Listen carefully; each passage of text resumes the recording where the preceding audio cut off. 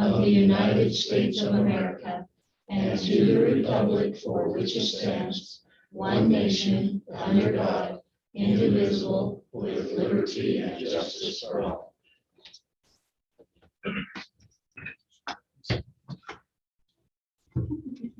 Okay, do we have any questions on the minutes from the last meeting?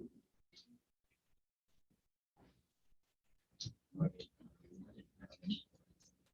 if not, I'll accept a motion to Make a motion that we approve the minutes. have a second. Okay, all in favor? Aye. Aye. Any opposed? Okay, motion carries.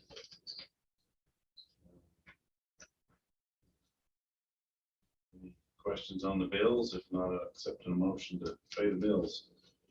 I'll make the motion that we pay our bills. I'll second that. Okay, all in favor? Aye. Opposed?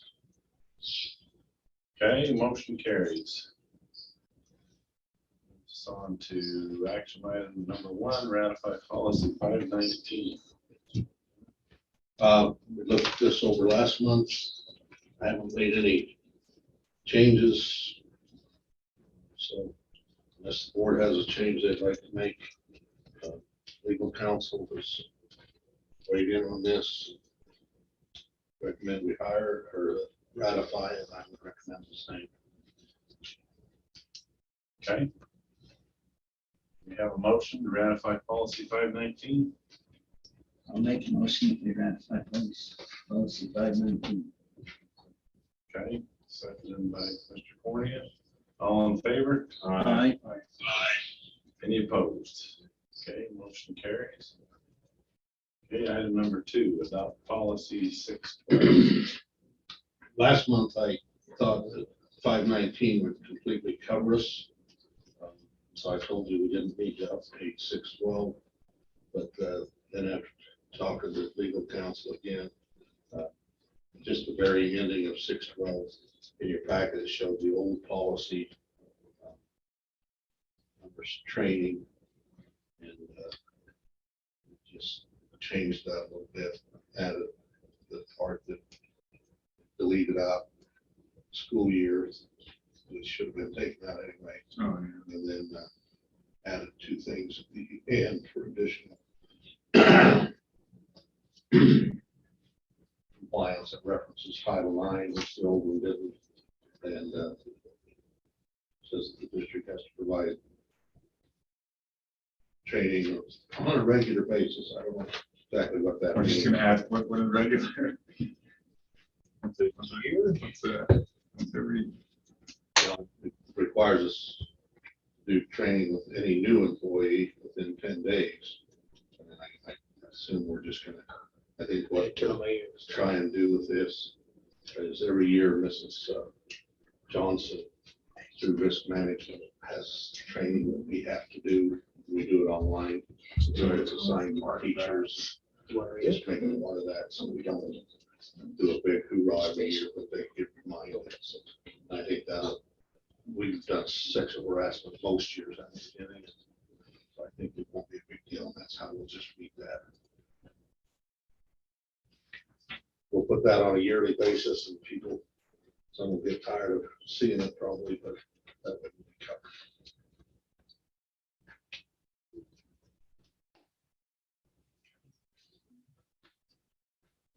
Do I have a motion to adopt that policy? Y'all make that motion. You do. I'll second it. Okay, all in favor? Aye. Any opposed? Okay, motion carries. Item number 3, adopt bid for refinishing the floors.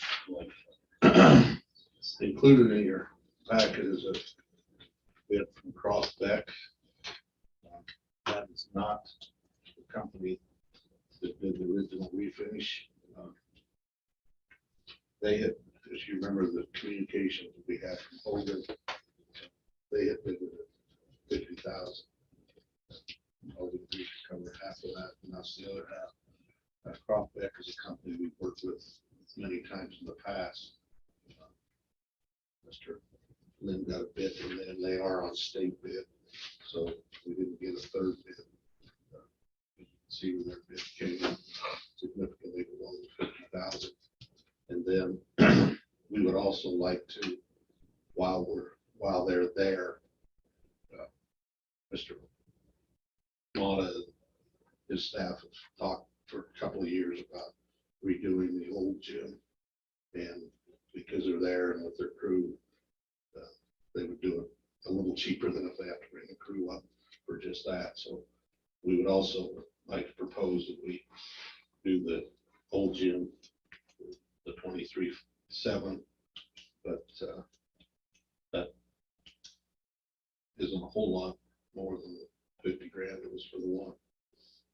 So, like, So they'll give us the 20, Hogan give us the 25. they've already done that. They've already done that, so we just have to make up the difference. Yeah, that's a lot better. So the bid for the new gym is 31, this is the 31,430? Yeah. And it'd be that same price for the other gym? Or no? 23/7 for the other one. Oh, it's, So there's 54.5 for both of them. Yeah. And that's spending 25 anyway, that. Right. So it'd be and this would be the last, this is most likely the last one for the old gym, right?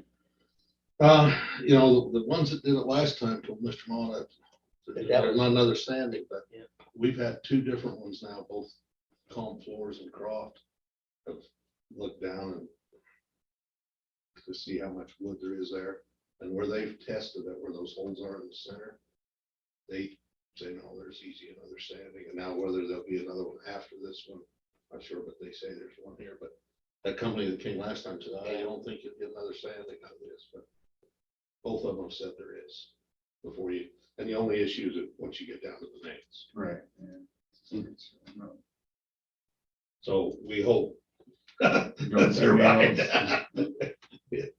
Yeah, I mean, what happens, right? I mean, if they start finishing it and they start seeing nails, we probably just gotta, we've kind of backed ourselves into a corner at that point, right? We gotta redo the whole floor. I hope they find that nail on the first pass, we'll just shut them down. If they find it on the last, then we got a problem. I'm gonna stay neutral. So when would they do it? We're gonna try and do the new gym. Well, they'll do them both then. But what they're proposing is they'll come in and on that talking the new gym, they'll sand it off, and then they want to leave it for about 3 weeks.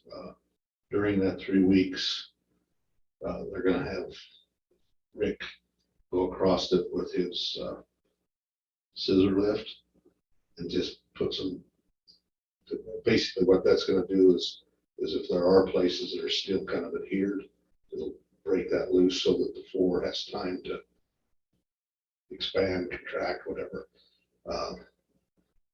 And we want to do that early in the spring when the humidity's better than it would be now if we did it. So that's why we're putting it, plus then we can use it till the end of the school year. So they'll do that, leave it about 3 weeks, and then come back in, do the refinish and paint the lines. So it's gonna be out of commission for over a month of summer. On that old gym, we asked them to come in and get that done. So that we've got summer camps and stuff that need the gym. We don't want that out of commission that long, but it'll still be out of commission for a week probably. Okay. But they've agreed that, well, they're saying that they'll do that, refinish that one, and then come back and do the other one. Mid-July, probably. Yeah. So it'll be out of commission for a good piece of the summer.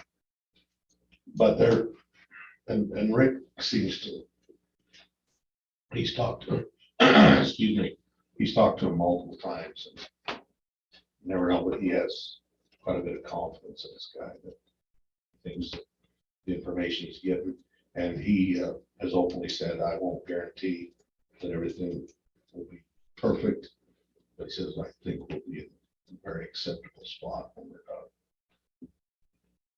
are not gonna completely even out. It should be acceptable. I just want to make sure we got done early enough in case there's a problem. We've got Yeah. an extra month or, And he's already got them.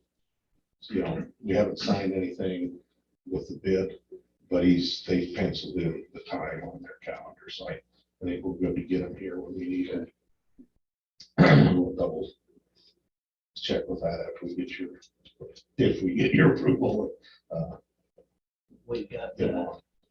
funding set aside for that.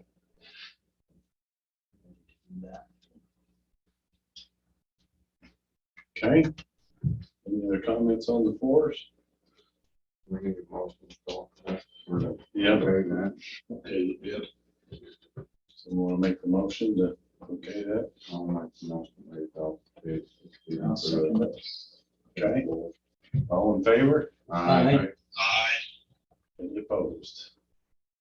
Okay, motion carries. Well, staffing, there's a couple of things, President, that I'd like to do now and then maybe we need to talk about in a closed session. Okay. So the first one is an instructional aid at Northridge Elementary. Mr. Mata's recommended the name of Adri England to be that instructional aid. Anything you want to say to that, Mr. Mata? She has been instructional aide there before, and then she left to raise her kids till they both got in school, and then we have an opening and she applied for it, so. And she's been subbing in the building and knows the kids and the staff, so. Okay. Anyone care to make the motion? Yeah, I'll make that motion. Okay, we have a second? One second. Okay, all in favor? Aye. Any opposed? Okay, motion carries. And then also in your packet is a letter of resignation from Cody Lundgren, who's the football coach at junior high school. Thought he wrote a very nice letter. Done a nice job over there for a lot of years, but I think has some other things that he needs and wants to do next fall, so. Ask that the board approve that letter of resignation. Then, Where's?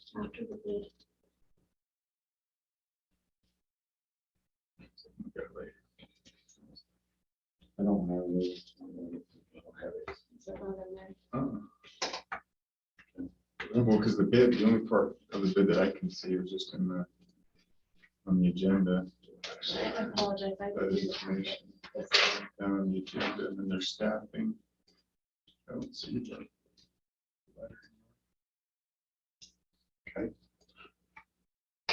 Well, do I have a motion to accept his resignation and start looking for a new football coach? I'll make that motion. Have a second? Scott, you want to second that? Sure, I'll second it. Perfect. Okay, all in favor? Aye. Any opposed? Okay. Anything else, Superintendent, on staff? well, hopefully in your letter, or in your packet, there's another letter to get that circulated. But we need to address some issues, but I think we need to talk a little in executive session. And then we'll come out in open session. Make sure everything's discussed in open session.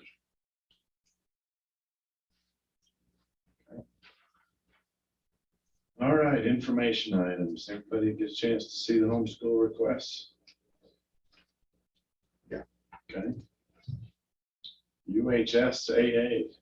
I've asked Mr. Larson to be here to kind of talk about cheerleading and where we're going to be with that next year as a recognized UHSAA sport. I also know that some board members have been approached concerning drill and dance and cheer. So Mr. Larson, if you'll come up and share what you know from UHSAA regarding what's going to be going on next year.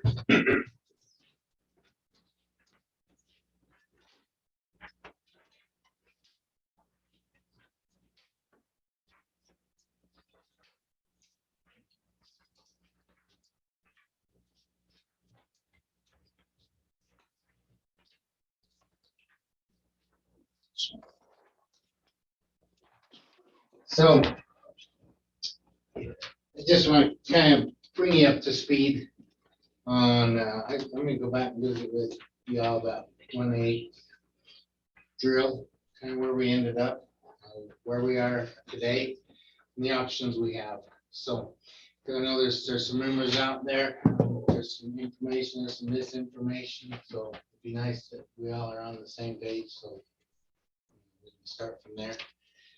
And I just got the phone with Coach Jarman as about 20 minutes ago, where he came here and had a good conversation with her. I said, I just want to make sure my facts are straight.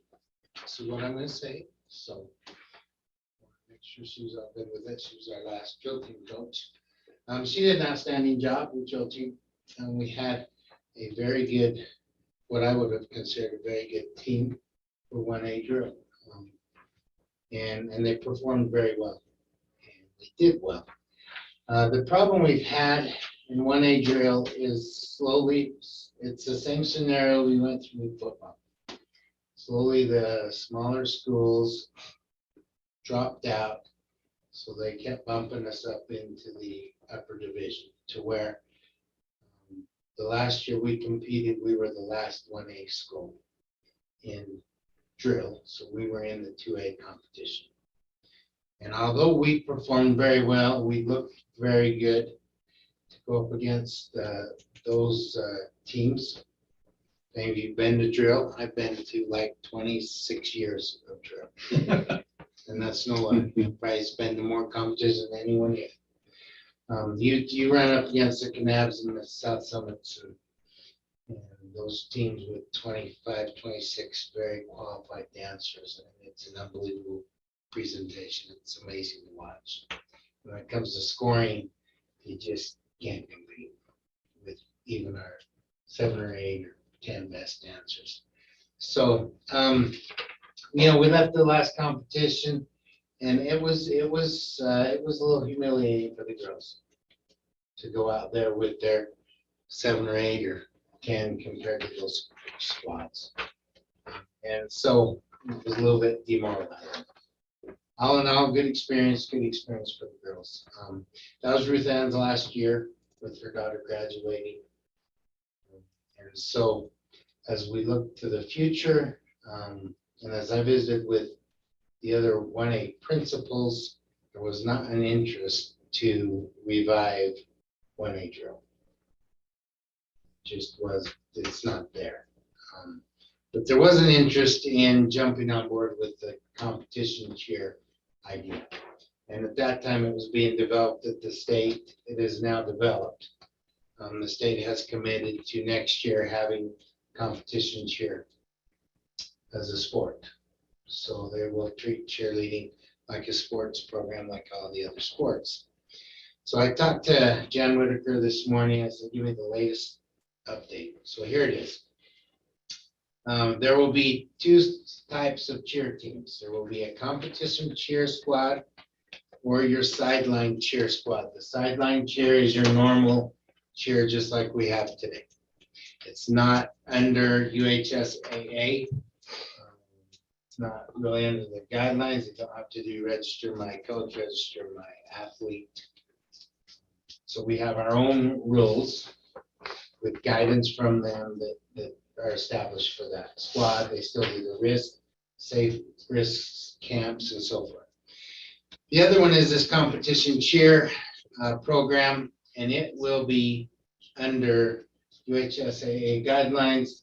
They will register my athlete, they'll register my coach, they'll do all the same trainings as the other coaches' sports programs, and be honored with the same state trophies and accolades as those programs.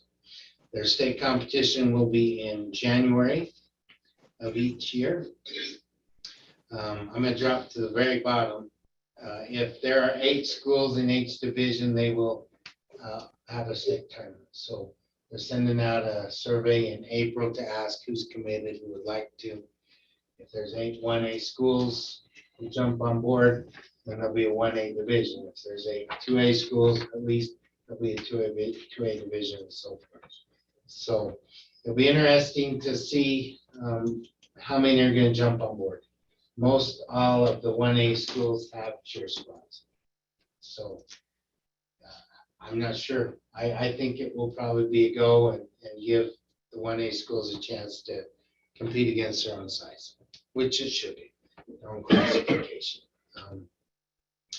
I'll just briefly tell you what it is. So competition cheer has 4 judged categories. The first category is the show cheer. It's a 2.5 minute routine, and it combines dance, cheer, stunt, and tumbling. It is 55% of the judges' score, so this is the big one. And that combines everyone in your program, tumblers, your dancers, your cheers. Just brings it all together, and it's a 2.5 minute intense routine. I don't know if any of you have looked this up before, but it's pretty incredible. Your dancers can do all their dance. Your tumblers do their tumblers, and it's choreographed. It's fun to watch. So that's the biggest category, 55%. Now the other 3 categories are all grouped into one score of 45%. And the second category will be a stunt. The third category is sideline. And then the fourth category, they will rotate each year between a freestyle dance, a palm dance, or a fight song. So there are 3 categories. There are 45-second routines. So they're not long per se. They're intense. They get after it. So there's actually 4 dances or 4 routines that they all do that goes into a final score for a competition championship. So that's what it is.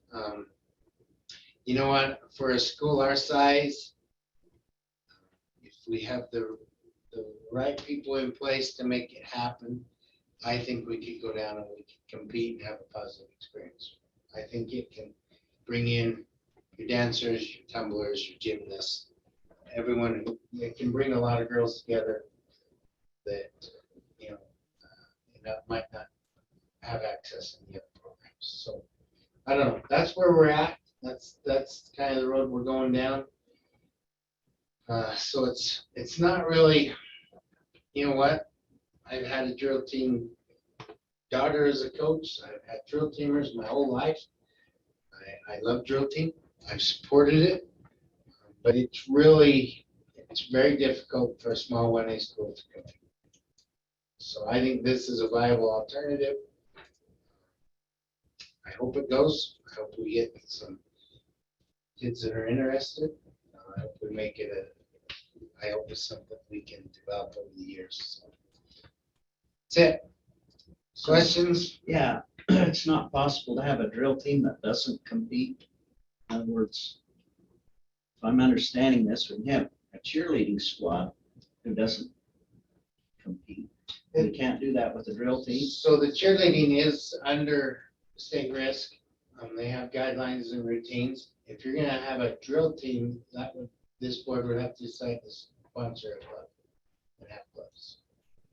So it would fall under a club, which in the past, we've had lots of discussions on clubs, and we haven't really gone there in the past. So that's. It'd be basically a district sanctioned club.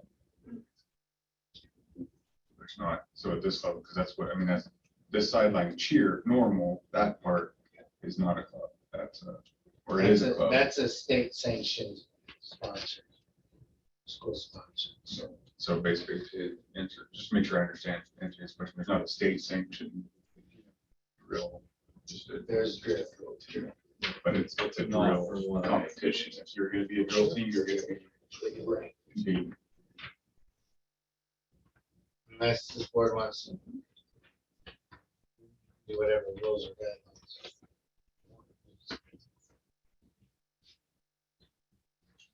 I have a question. With competition being in January, do you know if that's at the end of January or is it like right after that moratorium period? Yes. Okay, awesome, thanks. Great. Fabulous. They'll get back to me. At the end. Yeah. I know that the drill team is like the last weekend in January, so it would not be on that. So, but I can't imagine it coming right off moratorium. Do you also know if they are going to be doing, like with drill team, you have your practice competitions where you can go and do like your Yes. invitationals, are Yes, they gonna be doing okay. the same thing? Thank you. There'll be a divisional, north, central, and south divisionals that UHSA will sponsor.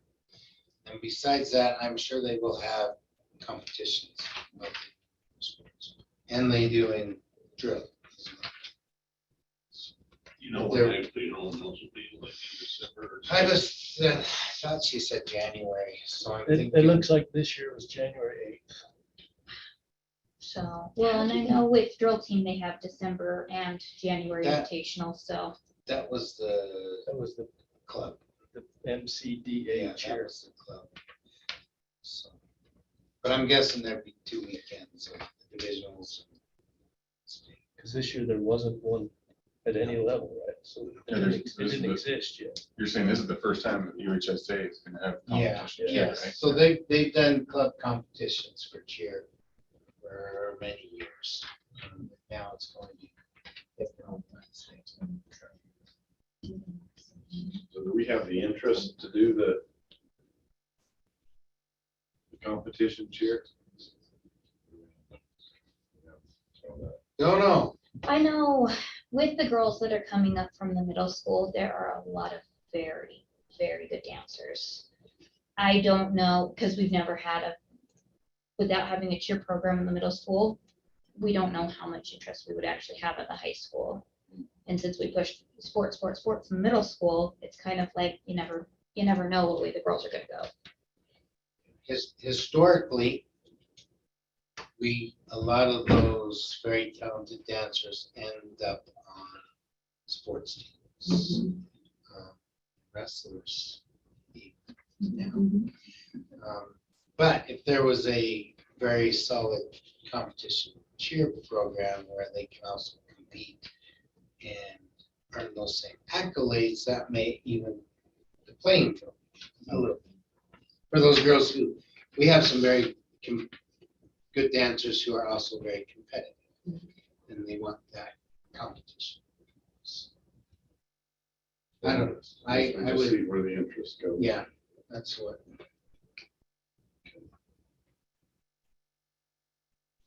Any other questions? Then maybe while you're up there, you could, boys and girls, they wrestle. Spot. Okay, Should have some letters for that. you have to help me here. I'll go with girls because it's the most recent on my mind. We had, I think, 12 girls go to state. Of those 12, 8 placed. It was 1A, 2A, and 3A. We were the only 1A. We placed above all the 2As, and we placed 6 out of 20. 6 out of 20 teams. We had a very good showing. The state told me that more than likely next year, they will give a state trophy to each classification in wrestling. So although we are bumped up to 3A, if we are the top 1A team, they're going to crown a 1A team, a 2A team. So, that was, we were 6th out of 1, 2, and 3A. Yes. yeah, and we were ahead of all the 2As. And Wow. we're right. How many 1A teams were there? Just us. Just us. Just us. We had 3 in the finals. Naya, So wait, did Karen? Brett. Yeah. Britt, and Jazzy were in the finals. Jazzy took first. Naya, Britt took second. It was rough. That's the way it goes. We had beaten this girl in divisionals, and Brett's, she has a stress fracture, but she's been wrestling. And you could tell. It's painful. So I'm gonna. But anyway, we had an excellent showing with the girls. With the boys, we ended up with 1 state champ there, Eli at heavyweight. And we had Riker, we were up 3rd. And we had a Van Syke 4th. We had 12 wrestlers also that competed in the boys. So that's good competition. The other placers of girls. Yeah, we had Annie took 3rd. and she's looking at some college wrestling. Yeah, she's got Snow College is looking at, so that's way cool. Mika took 4th, Hillary took 5th, Quincy took 5th, Nina took 6th, and Addie took 6th. So all but 2 girls placed at state, which is incredible. Yeah, it was a fabulous showing. Coaches did a great job. Coach Jolly with the girls program was a fabulous job. Very positive. I might as well, since I'm talking drill and cheer, I've heard some Title IX, you know, when we drop drill team, we're not keeping up on Title IX. Title IX is not necessarily number of programs, but it's number of participants. And our girls in the school at Ridge High School have usually been more than the boys in participants over the years. And if you add in girls wrestling, the cheer, we really have always had the same amount of programs as boys or more. So we've never been in a violation of Title IX at Ridge High School. So we have a lot of girls that participate here, which is fabulous. Okay. Good, thank you. Anything else with UHS? I don't think so. So do we need to make a decision on this, or is this just a future? Well, I did Future decision. put it on as an action item. Oh, yeah, that's, Mainly, I think, when we went to this format, we kind of said we'll go down this road, but Rick was just trying to update on where we're at on the road. And then also, I know some of you get contacted with why and where we're going. This would just be that. I think we'd need a motion if you wanted to change direction. But as long as we're comfortable with the direction, I think just keep going down that road. See what the interest is. And go from there. Okay. All right, USBA. Don't have much there, except I got this in the mail today, so each of you should have been getting it if you haven't. It's our spring regional meeting, which will be March 16th in Logan at the Elements Restaurant at 6 p.m. what day is that again? March 16th Wednesday. at 6 p.m. in Logan for Cash, Logan, and Rich. Okay. And I also included tons of deals in your packet. I didn't know if you wanted to look at that tracking sheet. It's pretty hard to read because of how small the print is. But the USBA is working hard on the Hill. There have probably been more, I won't say there's more overall education bills, but more education bills really targeted at specific issues. Some of them kind of targeted at teachers, administrators. Never have we in the past had bills that would make teachers or administrators civilly liable. The things you've always been able to operate under, as long as you were operating within the scope of your job and so forth under governmental immunity. These would go with that. There's also a voucher bill, House Bill 331, which is USBA's working hard against. The governor has come out and said if it does pass, he'll veto it. But it's a voucher bill that would send public money, 38 million to for vouchers for private schools or homeschoolers. For both, so it's an interesting session. Well, looks like it's mostly got opposition. Yeah, all of the education communities oppose it. But Last- motion to that 331, the last one, it was opposed in the House, right? Sure. Well, I don't think it's dead yet. We opposed it in in the House. I'm just reading from this motion of opposition passed 37-0. Okay, that's from our JLC. So we meet every Friday and take positions on bills. Got it. Okay. So it was with our, and the JLC is made up of superintendents and board members. And so everybody there voted against it, but we don't get to vote on the bill. We just get to vote support or opposition for the bill. And then last Friday, and I have not heard anything today. I'm not gonna go through all the rest of them, but last Friday, Speaker Wilson and Senator Milner, who kind of chairs education in the Senate, but they came down off the hill to our joint legislative meeting with a proposal. Historically, income tax has been earmarked for education. Then in 1996, they made a constitutional change which allowed public education and higher education to be funded out of income tax. And so, you know, it split the pot between public ed and higher ed. And then, remember 2 years ago, they passed Amendment G because it originally it was right in the Constitution that income tax went to public ed.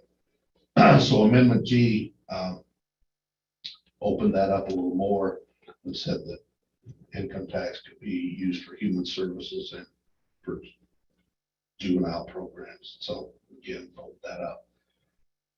They came down on Friday and they were going to have meetings today. And if they send anything out, I didn't see it. But they're wanting to redo that framework again and basically open up income tax to a lot more. And they don't need ours. On this one, they would need some support because it would be a constitutional change. They can't just do it legislatively. And they're saying, you know, it's in your best interest to do it. We promise you that we'll take care of you. You'll be the top priority. But income tax in the state is continuing to rise. Other taxes, sales tax and other things are not rising near at the same level. The sales tax, you got all the online purchasing and stuff, they're not doing a very good job of taxing and lots of other issues. So they're saying we don't have a revenue quote that they kind of kept using. We don't have a revenue problem in the state, but we have a revenue distribution problem. And so we need to change the framework from which we can do that. Our group, because nothing was in writing yet, didn't take a position, but obviously there was a whole lot of concern with that proposal, just because kind of your protection goes away. And, you know, yeah, you're saying we'll make sure you take care of education, but there's no constitutional guarantee like there used to be with income tax goes to education. So that'll be an interesting to watch. I'll let you know when it gets numbered. You can go in and read it if you want it. And I don't know exactly how to articulate it. It's going to be an interesting challenge. Again, one of their big arguments was because it does have to get voted on in November and the general election. If we don't do it this November, then we're down the road too far, yada, yada, yada. So I think there'll be a big push. One of the major pushbacks we gave them is why it didn't just surface before the last 2 weeks of the session when there had been time to really look at it, run models, and see how it's going to look. Now you're in the last 2 weeks of the session, there's not a whole lot of time to have lengthy discussions and really flesh out the framework. But Some would say it's just because it was a novel thought, others would say it was by design, so there wasn't a lot of time. I won't weigh in on that. But it's gonna be a significant one, so I'll try to keep you apprised of that. And 331 would be huge. I'm pretty sure the governor, and of course, he's not held by that, but he did his own press conference and said that he would veto it if it passed. But at this point, education wasn't funded at a level that we should be taking away from it to put public money into private education. But there is an extremely strong lobby. I've heard it. It's called the Hope Scholarship. So if you listen to KSL, there's an advertisement on there with people pushing it that our money should go where our kids go. That's the big argument is if your kid goes to a private school, the money should follow the kid.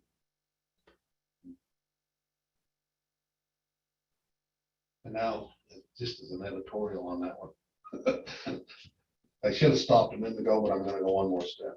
The scariest thing of that to me is after the opening up public monies for private education is the payments originally are proposed to go out on a graduated scale. So if you homeschool, the poorer you are, the more money you would get. Which I think incentivizes a bad thing that maybe it's those with the fewest resources be homeschooling with an incentive to get money to do it. So that might not what they use though. I mean, How would they track that?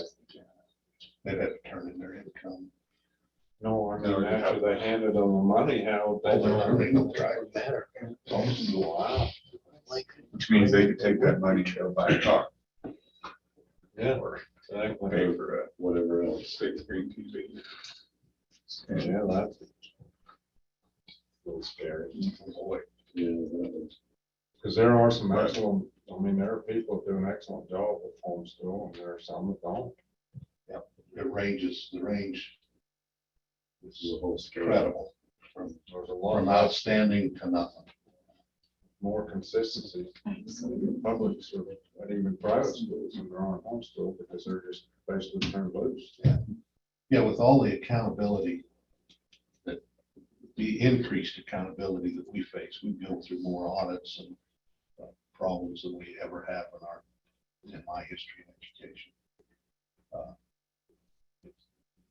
And we just gotta hold you accountable, and then this goes completely against that accountability piece that has been the big cry for the last 10 years. And right now, State Office of Education has no accountability piece for private schools. A lot of them do really a nice job. I mean, what I'm most familiar with would be St. Joseph's, just because our history with them over many years. I think St. Joseph's Private. does a great job. Does a super job. There's others that don't. So basically, this bill is just basically saying, if the kid was to go to a private school, then that money would be sent to that school for that kid. Or their home. Or to the home if they homeschool. And what money? Like just that WPU? WPU. money. But they're even paying more than the regular WPU. To why? Now I don't understand that. Why would they do that? If the public school, so if there's more money to be sent, why isn't the WPU more? Right? That's economy of scale. Isn't it, wouldn't it be? I don't, and I didn't realize that till Jenny and I were talking today, that it was more than the WPU. I thought it was WPU. So they pull in from other, I mean. Well, understand that. I think it's 38 million out of the education budget. I think promised that they would keep reserves for us. Well, here's the problem, when those guys that make that promise or retire or defeat it, you get nothing. That's why the other bill, the one that hasn't been numbered yet. They talked to us about last week because it's such a big deal. Because right now, it's in Constitution and they can't just change it with the legislative session. As soon as they change that framework to a constitutional amendment, and maybe it wouldn't pass the people either. I don't know. That's why constitution changes are so important to pay attention to. Because it can change for a very long time. I have a just a blanket rule. If it changes the Constitution, I vote against. More times than that, you're probably right. That's like 8 minutes. So is there any of the other bills you want to ask about?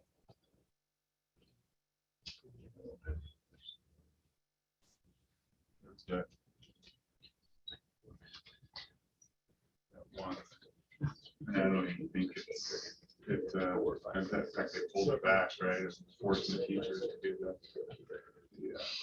lesson plans and all that, make that public. That one got pulled back. Pull back.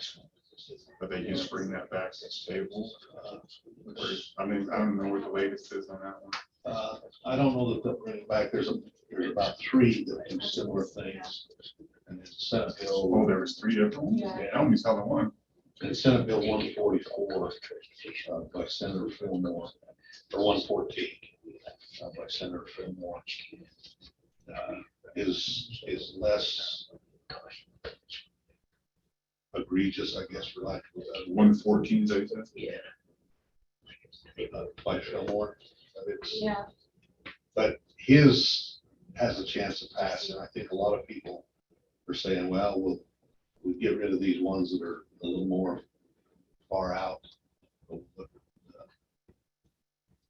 Senator Fillmore's bill, but it still puts a lot of additional responsibility on the district.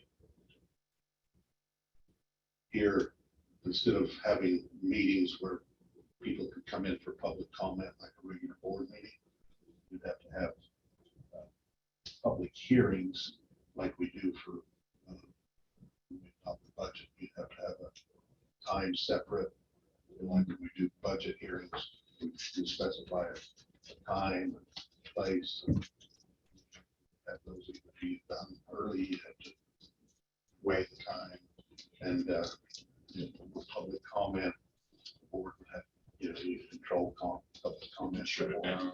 public hearing, it's different. So that's, and some people really like that. Understand, wait a minute, that board under a whole bunch of meetings, and anybody can request. And so there's some things in that bill, again, and they require a lot more committees to look at everything that you're doing. So it's, and that one I think has a chance to pass it. Not saying it will or won't, but the others I don't think will, and And which one was this one? It was one, Senate Bill 114. that one saying it's on nursing services. Are you on House Bill or Senate Bill? Oh. Which one's on? so before everybody goes, shut up. Honestly, If your ulcers aren't going real well, let's go down and we just ulcer up. It's been a weird session. Okay. Anything else on that? Okay, we'll go on to visual. I have had a meeting, I think, that one this next month. I don't have any things anyone else have anything on visual? on Richland, I had my constituents approach, and this is on me, but I don't know this off the top of my head. What are all the programs that are offered to Richland? Here or there? When you say there, you mean over Logan? Here. Rick and Weston? Yeah, what do you want to start? Medical, we've got the CNA, EMT, we've got basic dosages and math, and drug dosages. And what's the basic Mm-hmm. So that's what we got. medical terminology? Medical term of drug dosage. Then drafting, we have from the architectural all the way up through, they can do as much drafting hours as over at Ridgeline. Same with the machining. We can do about every machining program that they do that goes straight over to Ridgeline. The welding, we have similar certifications. As far as they want to go, they would, they'll let us out for that. So we have very good partnerships with those three programs. Auto, that's a kind of a new area in auto and diesel. We're trying to get some curriculum that kind of helps in that area.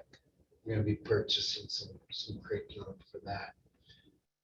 We haven't had a lot of kids interested in the Bridgeland auto because it deals with, it's basically your auto technician that would be hired on, say an oil and lube. Doesn't go as in depth as these kids. They want to bring in an engine and tear it down. So with automotive, we've kind of given Jared some leeway there to let him go up. So it's through Ridgeline, but you kind of go. Yeah, yep. Different. Our woods, our cabinet making is mainly our courses. We've looked at developing a construction trades course that would more coincide with what they teach over there. That would be building more like a small building with all the main components of a larger building. So that's an area that we're still under construction on. So you got that. And our PM STEM, our computer courses, Weston, you might can tell me kind of where we're at there lately. Yeah, so we dove into that pretty heavy. We're backed up a little bit, but it's still offered. They can start with their what would I call the A+ certification. It's basically like a 90, similar to the way they described it, similar to the CNA of computers, kind of the introductory 90-hour course. And then we've got automated manufacturing. And then our AM STEM is the automated manufacturing, which they can get up to about 900 hours of the automation robotics courses, electrical courses through Jason's programs. And kids, we've had quite a few kids take those classes and be successful. So the pathways are set up to where they coincide directly into Ridgeland's programs. It's like free college. They're getting a scholarship every time they go out there. They don't have to pay for it. So we have 15-year-olds going to college, and realistically, they just don't know it. The majority of them have to go and finish up maybe a month or two, and then Ridgeland's partnership with USU, and they can transfer their 900-hour certificates to stackable credits to get 30 college credits that will move right in halfway into their associate's degree. That is awesome. It's I forgot about it. and last 3 years, all of our kids who've been started in Bridgeland have been able to go and finish for free at Bridgeland under scholarship. So That's amazing. they've been giving a lot of money away to those tech schools these last little while. So kids who start here can go finish for free. And there's a high demand for that work right now. So on the computer stuff, go back to that again. So there's the A+. Yeah, so right now that's all we're doing is the A+. We've had a hard time getting kids to we've had the pathway out there. We haven't had very many kids walk through it. So we've kind of backed up and rethought our approach. Mr. Like, Motto's- does that go? Does that go into? What does that go? Does it go into? So they have a 900-hour certificate that covers a variety of things: cybersecurity, information technology, networking. So you could go into. a Yeah, lot of it. they have an emphasis in the hardware side or the software side. We couldn't get our kids to go very deep yet. So we're hopeful though. But there's a program there that they Yeah. can go in and they can learn like It HTML, exists. JavaScript. They can do it all. See, No, if a kid wants it at Rich High School, they can. but we don't have a lot of. Well, we were interest in talking, it. this last year through the state, when we changed our master schedule, we put in a coding class in the middle school that Mr. Smith is teaching, and it's extremely popular and gaining momentum in a huge way. So we're thinking that we're gonna probably have to find another section of that for next year.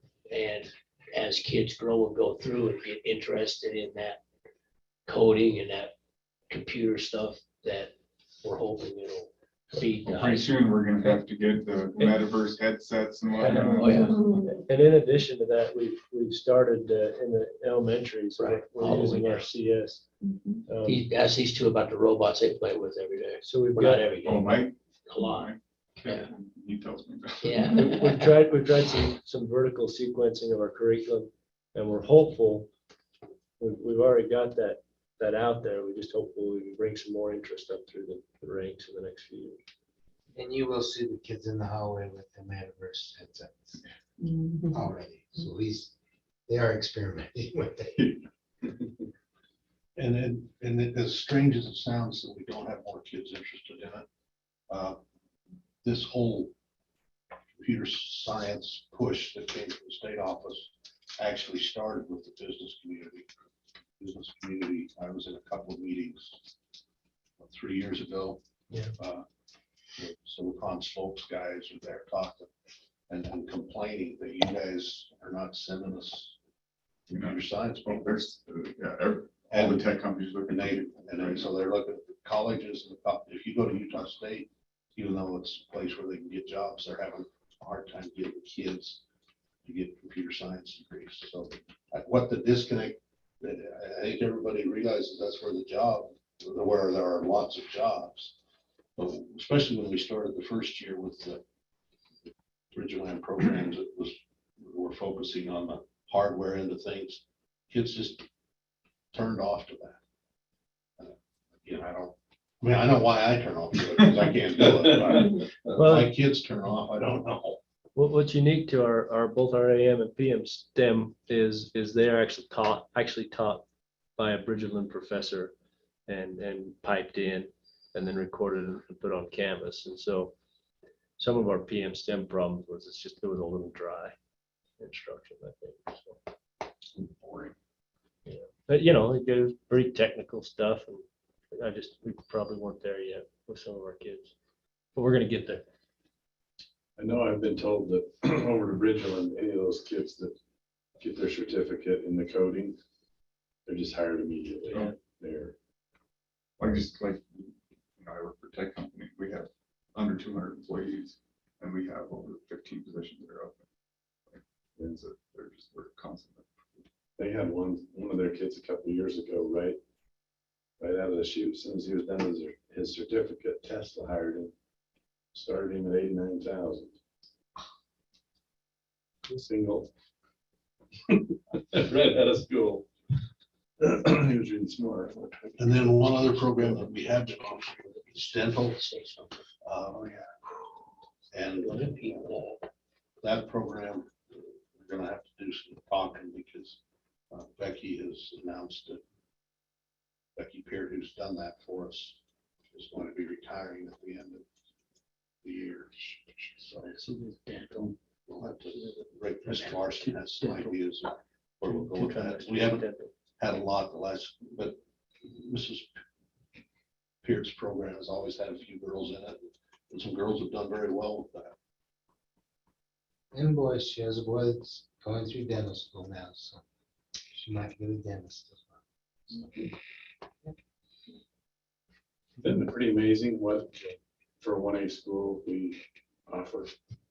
You go through I've all said those it all classes. along. We're way ahead of the curve. That is- You're not gonna find another even 2A school, I think, that has what we have. That is pretty incredible. It's pretty incredible. I was at a 1A high school last week, and they offer concurrent classes, but they only have maybe 5 or 6 kids out of the 300 in their school that, it was a 2A school, I guess. that actually graduate with their associates is just not part of their culture. They have it available, kids just don't pursue it. Yeah, that's Yeah, we're way ahead of the curve, good. I like being ahead of the curve. always. Place to be. Okay. Discussion on school fees.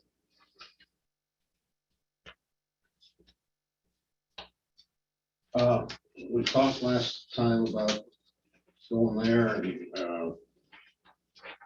maybe looking at some tax issues and doing away with the fees. So, Mrs.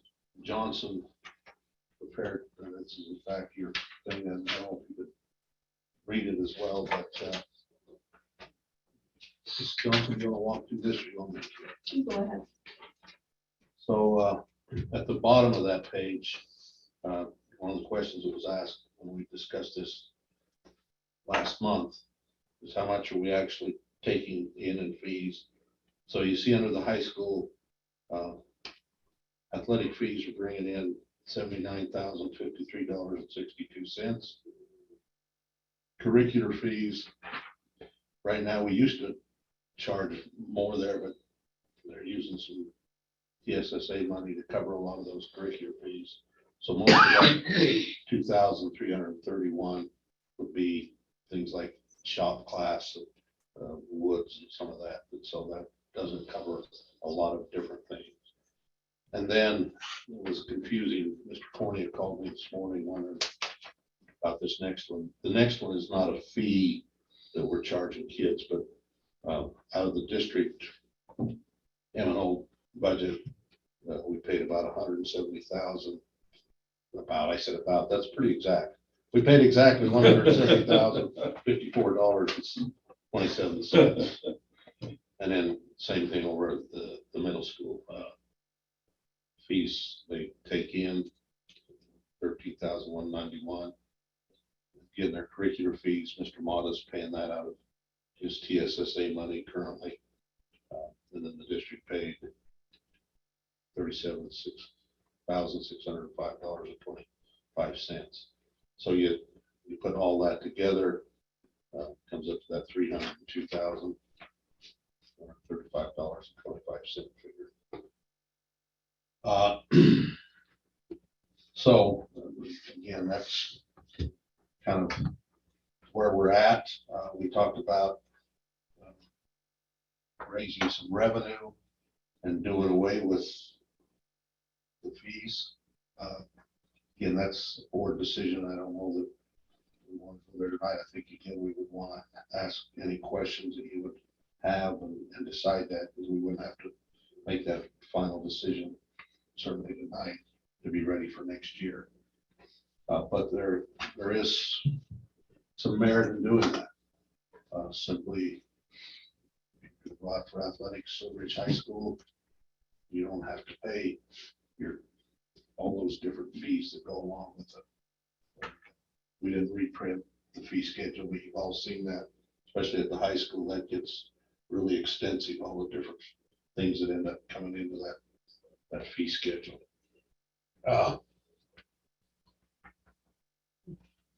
I mentioned last time about raising maybe the voted leeway or something, and so Jenny put those figures together.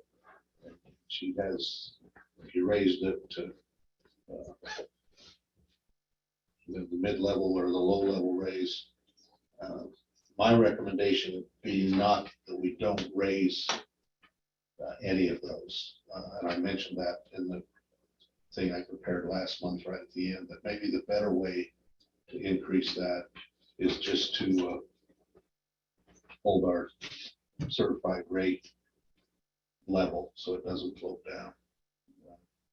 You know, the basic rate, not the certified rate, but as property values go up, and you heard him talk about this down at the convention, certified rate goes down so that you remain revenue neutral.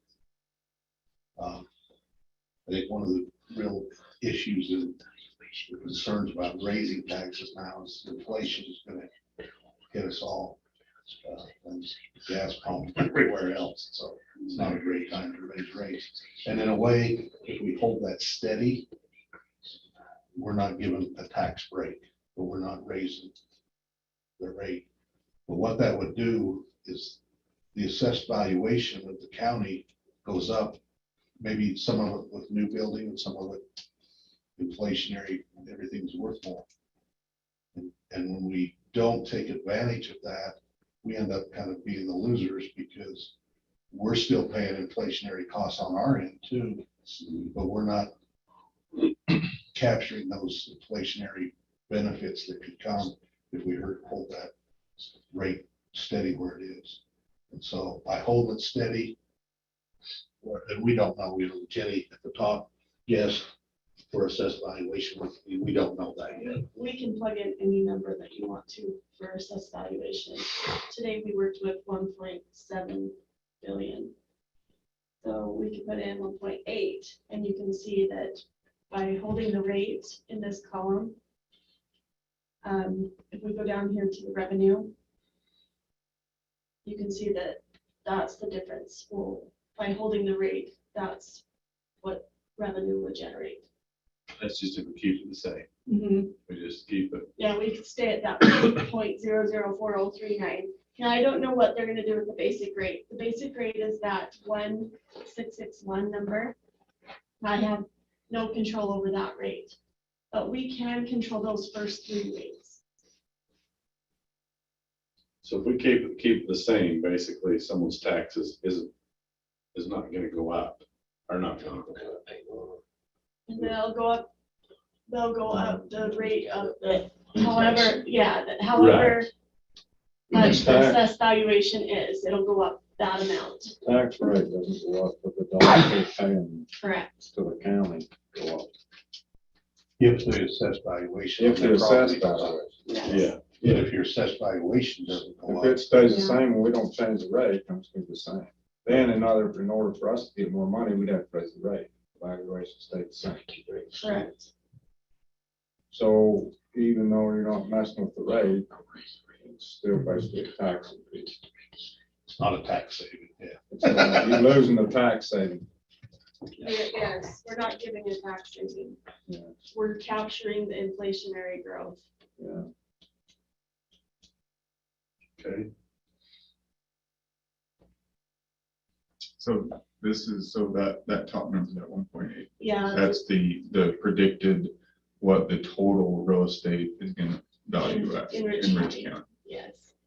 And So where was it in 2021? 1.4. And then the year before that, it was 1.1. And then 1.093. So I don't know, it's kind of all over the board. I don't know where our assessed valuation is gonna come in.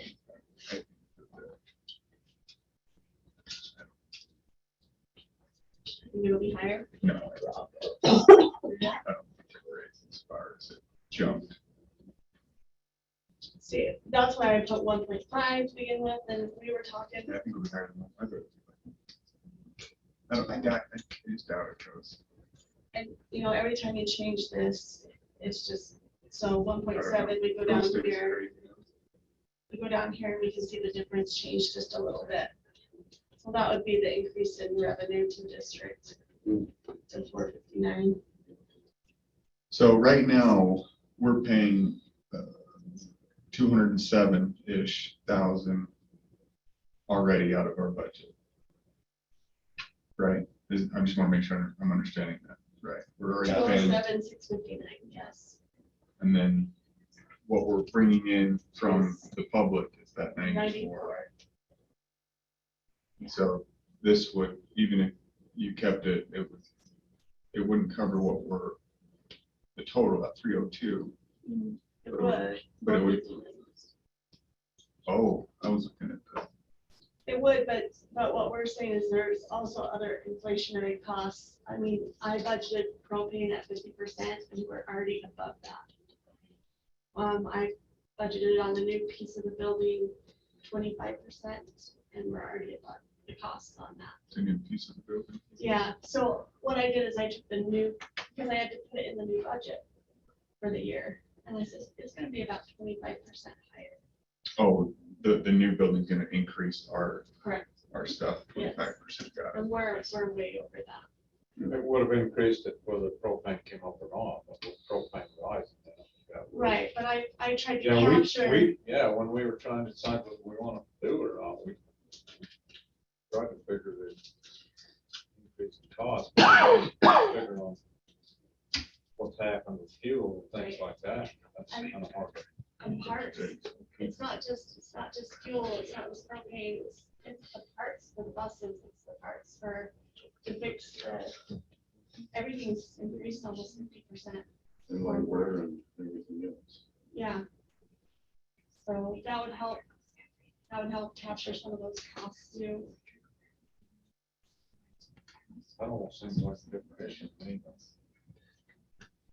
Need to do that, run the program, so that's different, than changes in program, just let's get taxes. Yeah. And we could probably run, I guess, my recommendation, even if you keep these in, I would recommend the way inflation's going, steady.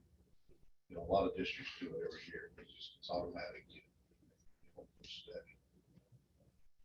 Simply because I think if You're talking about the rate. Yeah. if you don't, we've been fine, good shape, but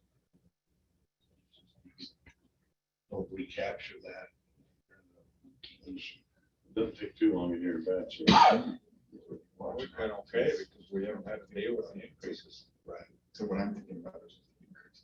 And the other thing, to remind you of the last numbers, we're dead last, dead first, however you look at it. We got the lowest tax rate in the state.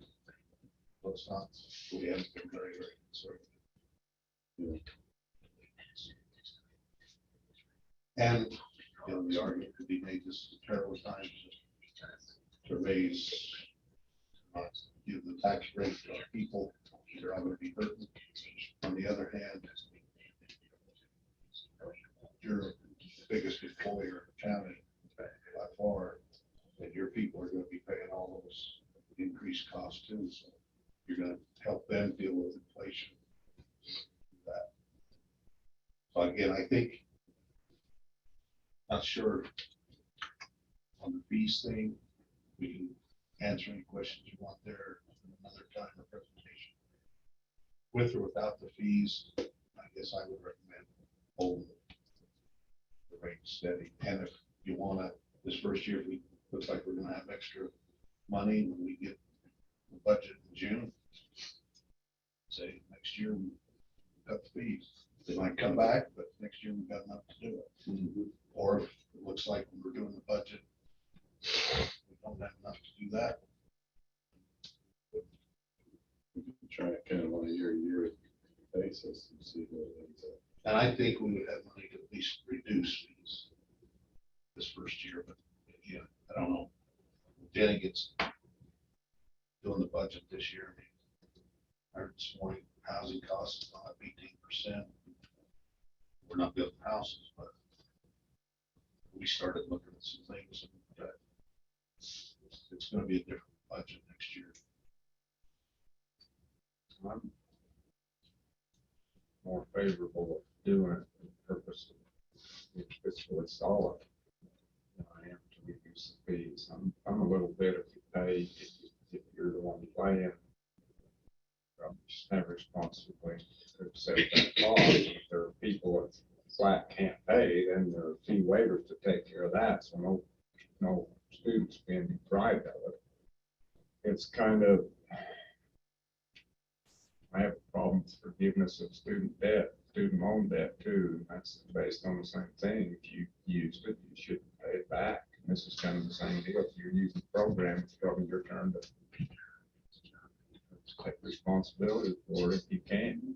And if you absolutely can't, recover. But I don't want to see the district go into financial problems because where our economy's gone. And the nice thing about it, you can do it 1 year. It's more than we, you know, give it back, we won't have to. They'll do it for 2 or 3 years, like we haven't done truth with taxation. in how long? 4 years. There's a few years since. So even if you didn't raise the rate, if you don't, budget adjustment, or we have to have truth with taxation. You're basically Yeah. raising, you're basically coming in and saying, we need to bring in this much money, right? So then the rate changes. No, we did. So that amount stays the same. Understanding that right? Yes. We're not working like that, making sure Yeah. if you don't, I mean, if you obviously change that rate, you gotta go. So you don't- I wish that was the case, and we've tried to get them Talked about to state to do that. The whole The steady, you shouldn't have to treat the taxation. They have done that. They did pass that law a couple years ago. Can you pull that up? which one, the, Where we have to be between 161 and 16. oh, I didn't pull that one up. Okay, I didn't get that one. but on the, Like, the basic rate, they put a ceiling and a floor on that basically, so that we can't go below 661. 1661. But that, we're at 1661 now, they used to be, At one time, it was 44672. So they've cut the basic rate a lot.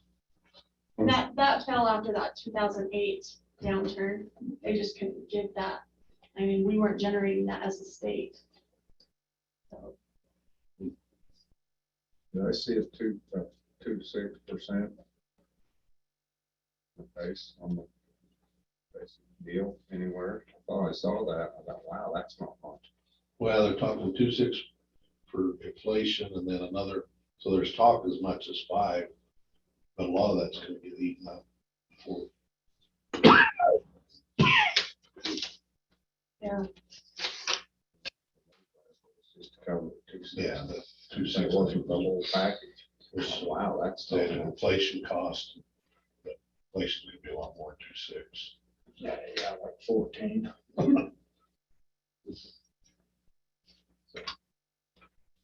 Okay. Any other discussion on fees? You know, that is a legit, action item next month, or you want to think about it some more? So we basically have 2 issues. What do you do with fees or, and also the leaving rate the same? Right? So that's split them. When would we need to have truth and taxation by if we kept the fees? It's set by statute. it's August. We have to do the budget in June, so you've got to take the decision well ahead of when you have the truth and taxation, which really upsets those people who come to truth and taxation when they find out that the decision's already been made, the budget's been built, now you're having this goofy meeting. Yeah. And it's basically to tell them this is what we did, just so you know. Yeah.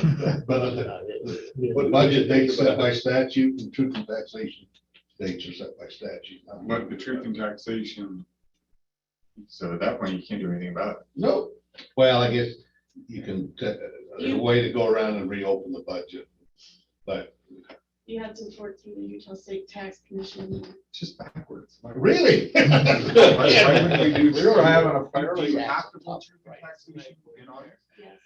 You can't hold it By before the statute. budget. No. What in the world?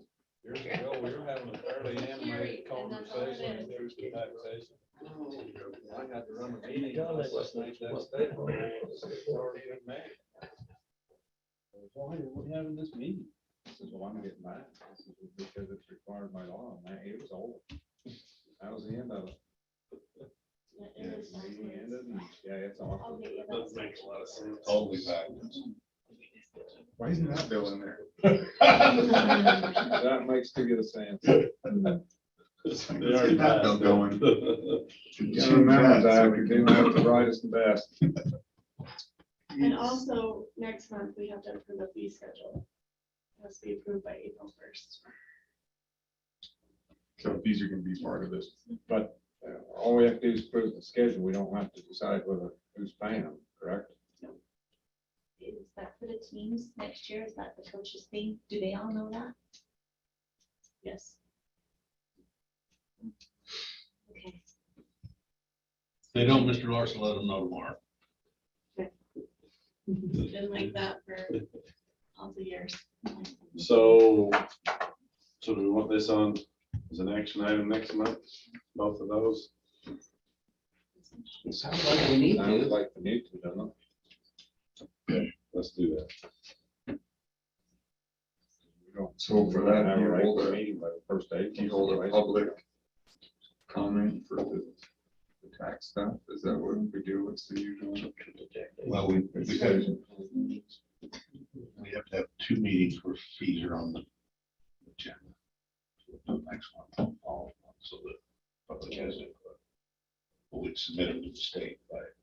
But you're talking, you were I'm talking talking tax. tax stuff. You're talking fees, he was talking tax. Excuse me. Yes, on the tax stuff, what, I don't know, what's the usual, what have we done in the past? Just some action item. That was fine. Agenda, but not like a public. Don't have to have a public hearing per se. Now, for the Well, I budget, don't- we do. Right. Comment.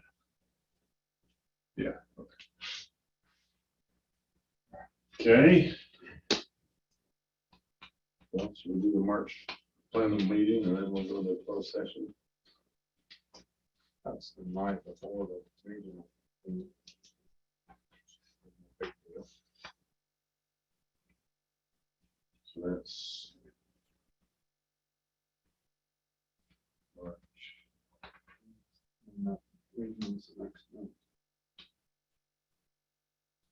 What are you talking about? The 16th? March 15th for board meeting and then 16th for the regional meeting. I think I'm all right with the. There's two, I've got.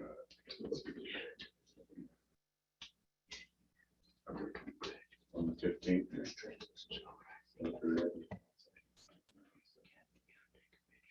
Does that work for the rest of us? 22nd. Scott, how you looking on the I've got a- 22nd? I've got, on the 15th, I've got a conflict starting at 8 PM, so if we can be done by 8. Which, Jenny's gonna be gone on the 22nd. I'll be at HR meetings. the I think 22nd that and would be 23rd. better for me than the 15th or whatever it is, so I can do it. I can do. were either you one. gonna be on the 22nd? No, that's good. HR. Could we bump it back to the 14th?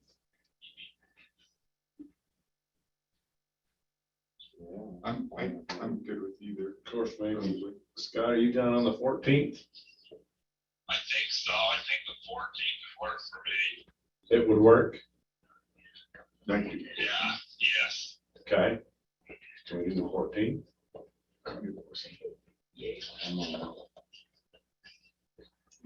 Does that work for you? Okay.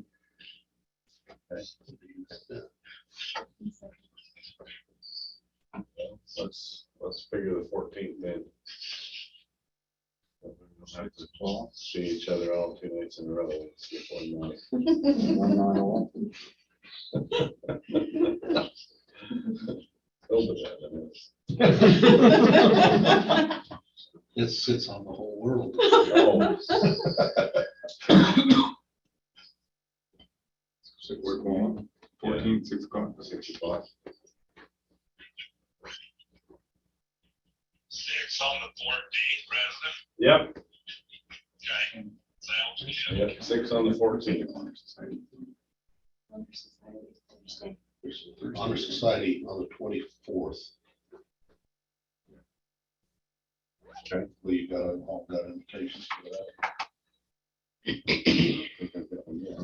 But Right, It's on so the get those calendar. out to board members. Part of the coaches thing tomorrow. Obviously not.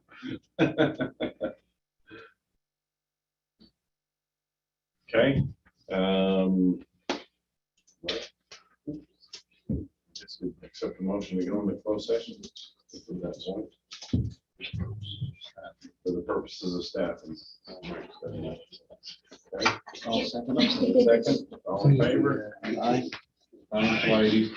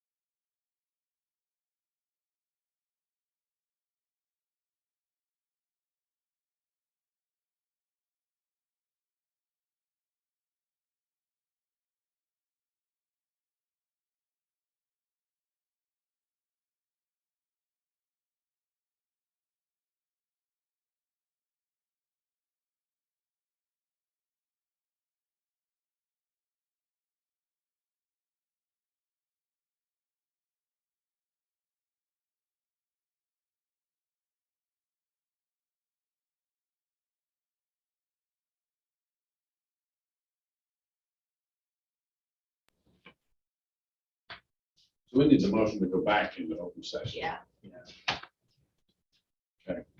You want over there? Mine.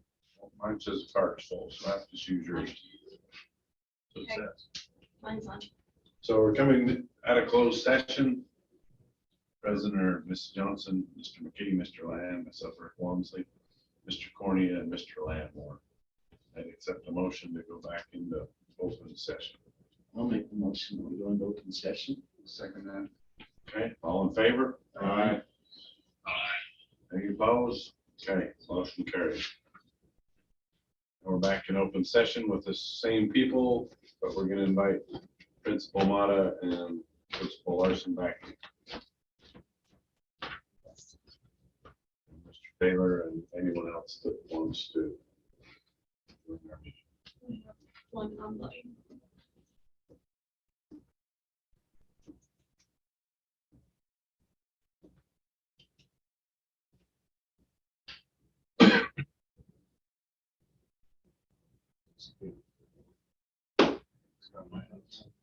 Password won't work.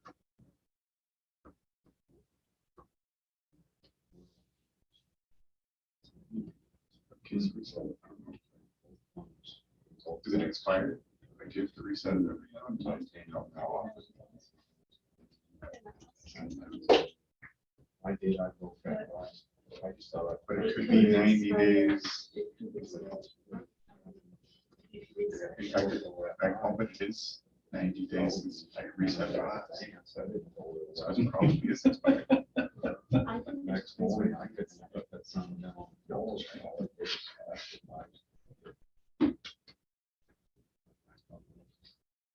No, it's not, it just says password. Because I can't even get it. In. I mean, ours youngest, she did, that's the fact.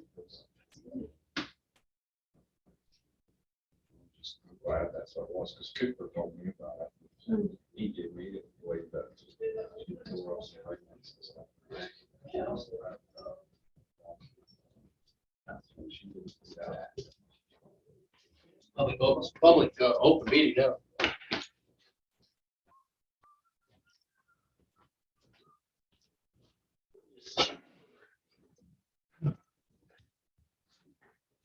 Well, appreciate you guys hanging around for a minute.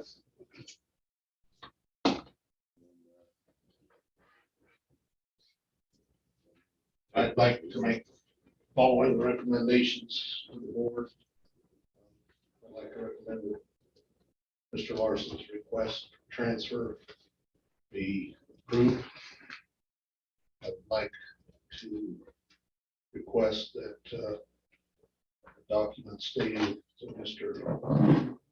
Waller will be recognized by Rich School District as principal on special assignment, and the accompanying agreement approved, and that we immediately advertise open position at Rich High School for principal.